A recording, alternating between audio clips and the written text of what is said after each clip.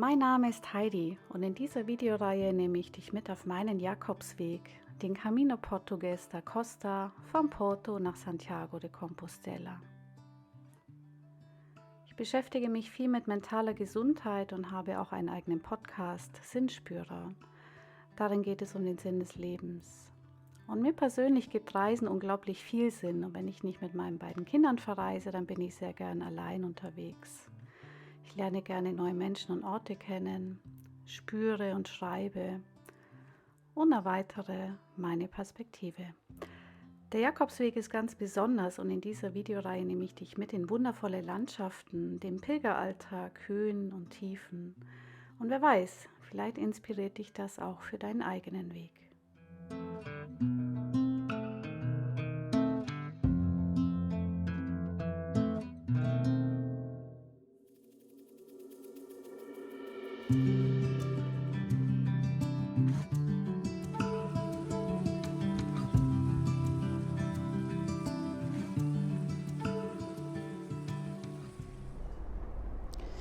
Hier bin ich ganz früh am Morgen. Ich bin jetzt in Vilanova da Russa.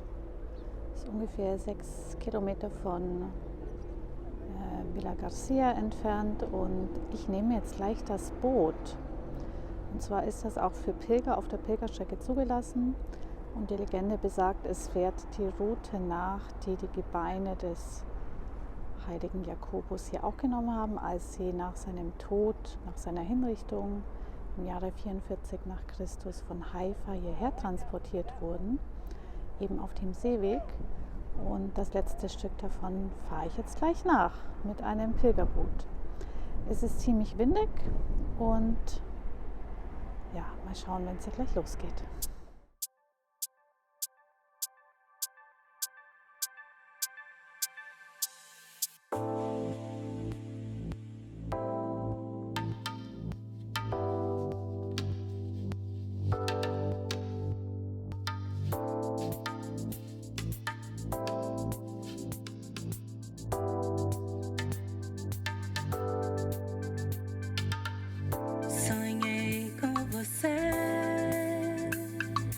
Mais uma vez, não consigo te esquecer. Sempre você, uma onda do mar. Sempre você, uma onda que abraça e me leva minha dor. Saudade, saudade.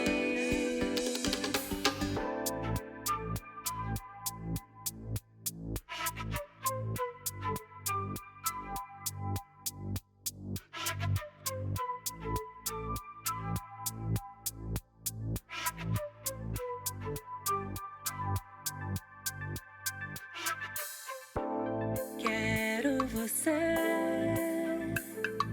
perto de mim.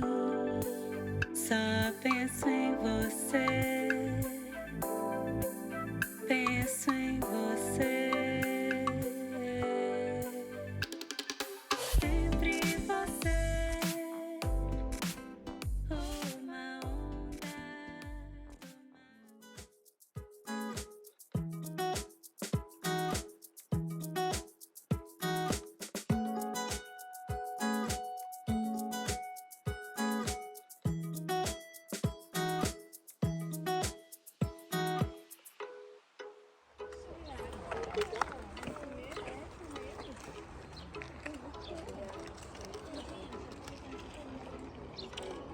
So schön.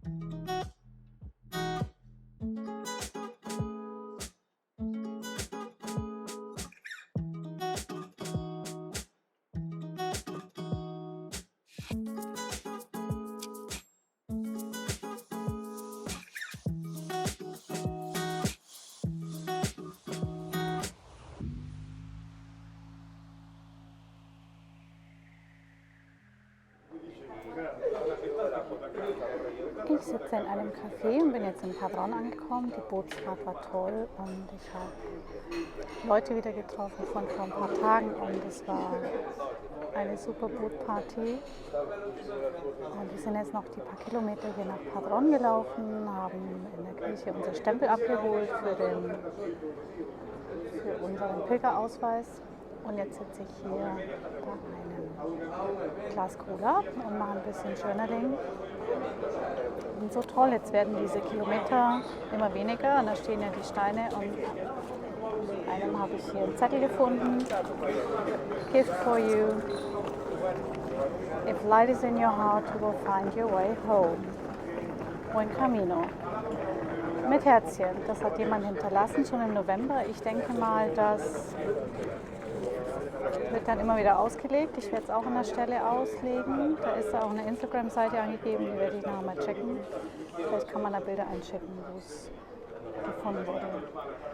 Ja, und es ist so berührend. Wir hatten es auch jetzt im Gespräch auf dem Boot, wenn man sich wieder trifft und redet und was man so erlebt hat. Und es ist einfach toll, diese Verbindung zu spüren. Und immer wieder kleine Abschiede. Wir haben uns jetzt wieder verabschiedet, aber wer weiß, vielleicht treffen wir uns nochmal. Keine Ahnung, wahrscheinlich nicht, aber vielleicht doch. Und mit manchen Menschen bleibt man verbunden oder hat Telefonnummern ausgetauscht. Und ja, wenn man sich verabschiedet, wünscht man sich ein schönes Leben. Und das ist irgendwie kurios irgendwie. Schön und traurig zugleich. Und es berührt mich sehr, dieser Kontakt zu den Menschen. Ja, und jetzt warte ich hier auf ein paar Mädels, die noch auf dem Weg sind und die wahrscheinlich hier vorbeikommen, denke ich mal. Ja. Was mir auch gerade nochmal so klar wurde, ist dieses Geschenk, das das Leben mir gemacht hat, dadurch, dass ich den Aussetzer hatte wegen meiner Füße. Also wäre der nicht gewesen, dann hätte ich nie ungeplant, wäre nie ins Meer gefahren, hätte nicht diesen tollen Tag gestern am Meer gehabt, ein super schönes Hotel, super nette Menschen getroffen. Ich wäre nicht aufs Boot gestiegen und hätte nicht die Leute wieder getroffen. Also im Nachhinein betrachtet bewahrheitet sich das wieder. Ich glaube, Kierkegaard hat es gesagt, wir leben das Leben vorwärts, aber verstehen tun wir es rückwärts.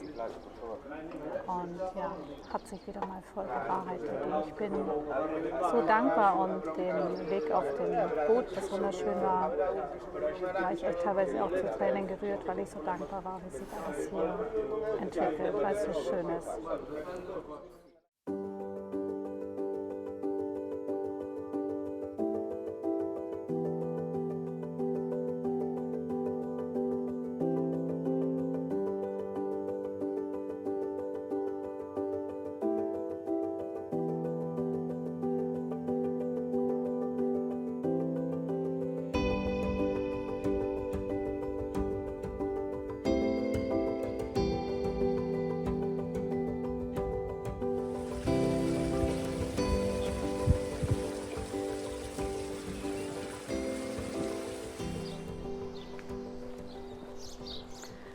Heute ist mein vorletzter Tag. Ich bin vor 20 Minuten gestartet ich überlegen, wo waren wir jetzt? Achso, Padron. Padron, genau. Junge, und ich hatte die mit Abstand schlimmste Nacht hier. Ich war in einem 6-Bettzimmer, was sehr beengt war. In einem Hostel, das sehr beengt war. Für 12 Leute gab es nur eine Toilette, eine Dusche und 2 in meinem Zimmer haben so laut geschnarcht, das war echt richtig übel. Und dadurch, dass es so eng war es auch so laut. Ja, also Oropax braucht man hier wirklich. Oder dann Musik auf die Ohren legen oder so. Aber ein paar Stunden habe ich geschlafen. Bin auch ziemlich früh jetzt gestartet, weil es soll sehr warm werden. So um die 30 Grad. Und heute liegt nicht viel von mir, 15 Kilometer oder 16. Ich laufe nach Omiadoiro heißt es. Ist eigentlich schon ein Vorort von Santiago. Gehört schon zu Santiago. Ich hätte auch heute komplett nach Santiago laufen können, aber ich dachte mir, dann komme ich da an, dann nach 24 Kilometern müde und will ja dann auch in die Kathedrale und so habe ich es gesplittet. Und jetzt heute 15 und morgen dann den Rest noch mit 8. Und dann ist das morgen auf jeden Fall gechillter. Ja, ist sehr lustig. Ich habe jetzt die Massen an mir vorbeiziehen lassen. Ist gerade niemand hinter mir, aber vorhin waren wir so ein Pulk von, 25 Pilgern, die noch alle über die Straße wollen. Also die Leute, die hier wohnen, die machen auch einiges mit, glaube ich. Und ja, man merkt einfach, die 100 Kilometer vor Santiago ist es voller, weil wenn man nachweisen kann über die Stempel im Pilgerpass, dass man die 100 Kilometer gelaufen ist, dann bekommt man auch diese begehrte Pilgerurkunde. Das heißt, viele steigen auch erst 100 Kilometer vorher ein. Und viele lassen tatsächlich auch ihr Gepäck transportieren und laufen ohne Gepäck. Geht es natürlich leichter. So, und heute bin ich mal gespannt. Es soll wieder über Stock und Stein gehen. Ja.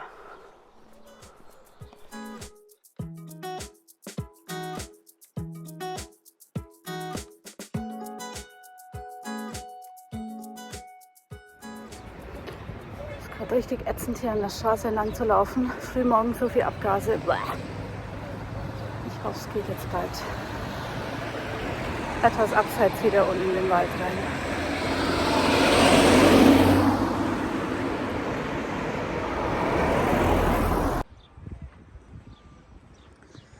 Nur noch 22,8 Kilometer.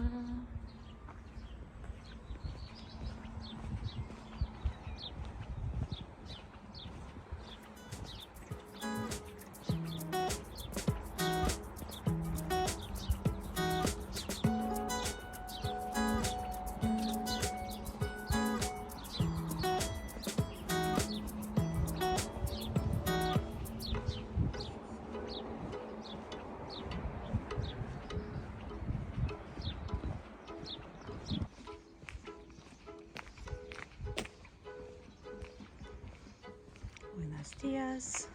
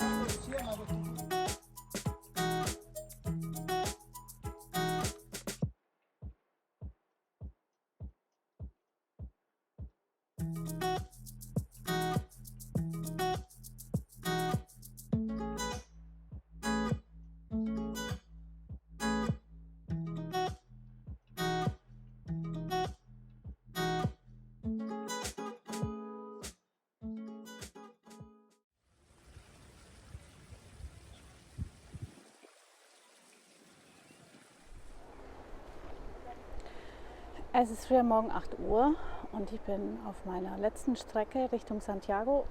Man kann schon sehen, ihr könnt es nicht so sehen, weil die Sonne so blendet. Also links neben dem Haus tatsächlich kann man es schon sehen und ich kann die Kathedrale schon sehen und bin seit gestern schon sehr emotional, weil jetzt diese tolle Reise zu Ende geht und bin 2 Wochen gelaufen und nachher bin ich da, kann es kaum glauben. Und jetzt war das ja nur ein 2-Wochen-Trip. Gibt ja noch viel längere, die man machen kann. Ja, also ich bin emotional jetzt schon, aber wieder nicht mehr da. Mal schauen, wie das wird. Das sind jetzt auch einige auf Strecke wieder. Für die letzten Kilometer übrigens haben viele tatsächlich ihren Hund dabei. Also gerade auf den letzten 100 Kilometern habe ich viele mit ihrem Hund auch gesehen.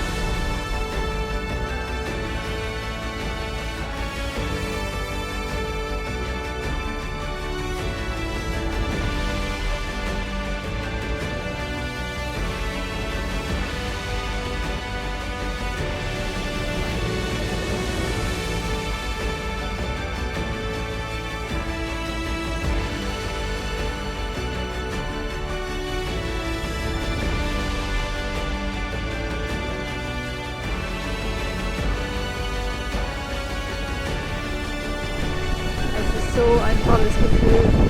Irgendwie weht der Wind. Es ist so ein tolles Gefühl, die 250 Kilometer geschafft zu haben. Ich bin etwas überwältigt.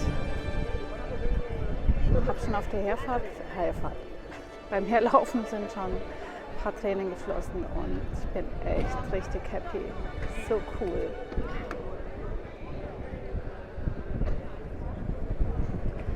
Ja, es war eine tolle Reise. Ich habe so viel erlebt und 2 Wochen lang mit diesem Ziel hierher zu kommen, war einfach wunderschön. Und ich würde es jederzeit wieder machen, trotz der Blessuren, trotz Blasen, Muskelkater. Dinge laufen nicht so, wie ich es mir vorstelle. Aber es ist einfach ein ganz tolles Gefühl, hier zu sein.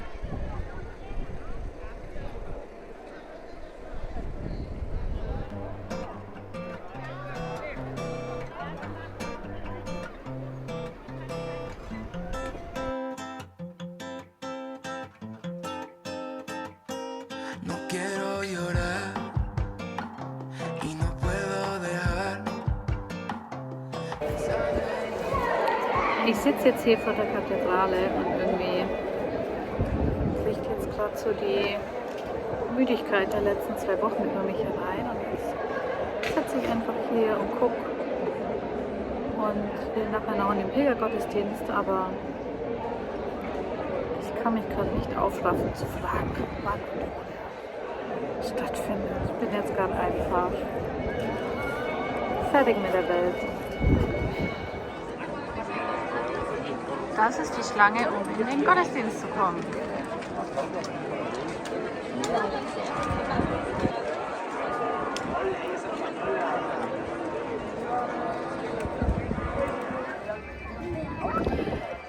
Ich mache nochmal einen Versuch. Heute Mittag bin ich für den Pilgergottesdienst angestanden, eine halbe Stunde, und 5 Meter vor dem Eingang haben sie dicht gemacht, weil voll war. Und jetzt werde ich nachher rechtzeitig reingehen.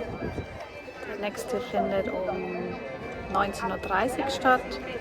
Also falls sich das mal interessiert, momentan ist es so, dass immer um 12 Uhr jeden Tag und um 19:30 Uhr ein Pilgergottesdienst hier in der Kathedrale stattfindet. Und die Schlange ist ziemlich lang und man muss früh genug drin sein. Und ich bin ein bisschen gespannt, weil es heißt wohl, dass dieser Weihrauchkessel nur geschwungen wird, wenn jemand eine höhere Summe spendet. Ich weiß nicht genau, ob es stimmt. Ich werde wahrscheinlich auch nicht filmen können drin. Ich glaube, es ist verboten. Das werde ich mal abchecken.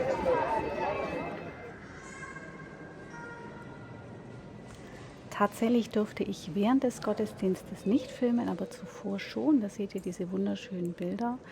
Und der Weihrauchkessel wurde nicht geschwungen, da war nämlich die Aufhängung kaputt. Der Gottesdienst war aber ein schöner Abschluss und da werden nochmal die Länder genannt, aus denen die Pilger kommen.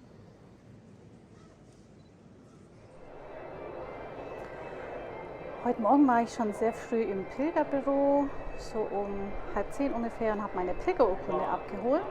Und falls dich interessiert, wie das genau mit der Beantragung und der Abholung der Pilgerurkunde funktioniert, dann schau auf den Link oben, da habe ich ein extra Video dazu gemacht.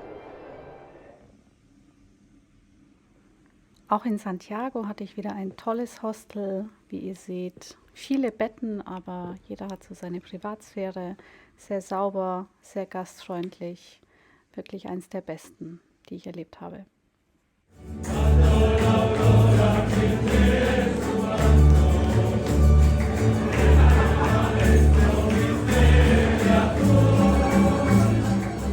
Und natürlich feiern die Spanier auch mit den Touristen zusammen und das hat wirklich Spaß gemacht abends.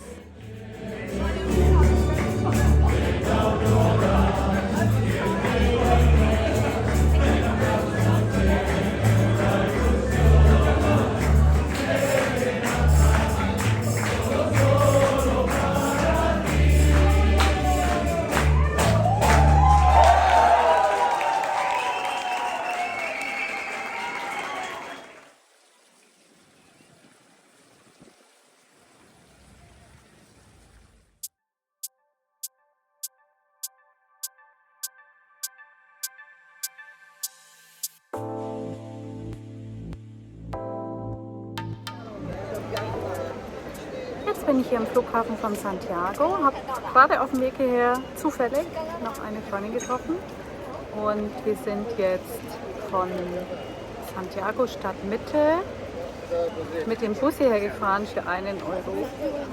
Da könne sich mal der deutsche öffentliche Nahverkehr eine Scheibe davon abschneiden. Und werde jetzt gleich einchecken. Ich habe gestern noch einen super schönen Tag und Abend in Santiago und war noch schön essen und auch eine tolle Nacht im Hostel, wieder mit vielen Leuten heute gefrühstückt und tolle Gespräche geführt. Man kommt sehr schnell zum Kern so in diesen Gesprächen.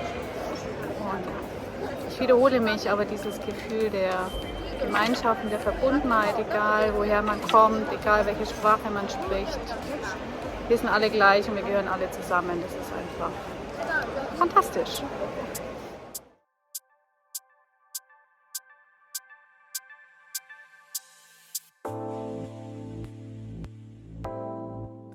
Ich danke dir, dass du mit mir den Camino gelaufen bist und vielleicht möchtest du ihn auch gehen, dann wünsche ich dir, dass du den Weg deines Herzens gehst.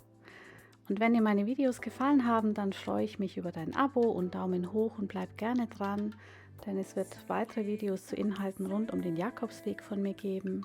Und bis dahin, wir sehen uns von Herz zu Herz, deine Heidi.